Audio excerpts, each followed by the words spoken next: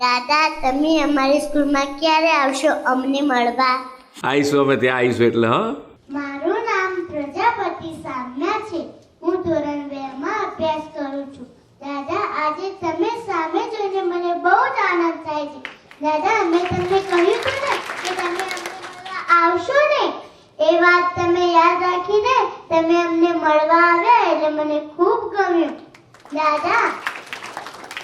દાદા, મેં તમને ટીવીમાં જોયા હતા ત્યારે જ મને એવું લાગ્યું હતું કે તમે અમારા પરિવારના જ દાદા છો, એટલે મેં તમને દાદા કહીને બોલાવ્યા. દાદા, અમને તમને મળવાની બહુ જ ઈચ્છા હતી ને તમે આજે અમારી ઈચ્છા પૂરી કરી, એટલે હું તમને વંદન કરું છું. દાદાએ મને એમ કહ્યું હતું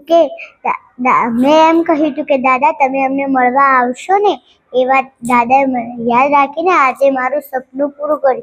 આજે મારી સ્કૂલનું અને સપનું પૂરું કર્યું. અને દાદાએ મેં દાદા સામે 2-3 શ્લોક પણ બોલ્યા અને દાદાએ મને આશીર્વાદ આપ્યા કે તું મોટી થઈને કલેક્ટર બનજે અને મને મળવા આવજે. અને મેં એમ કહ્યું હતું કે હું મોટી થઈને હું તમને મળવા આવીશ.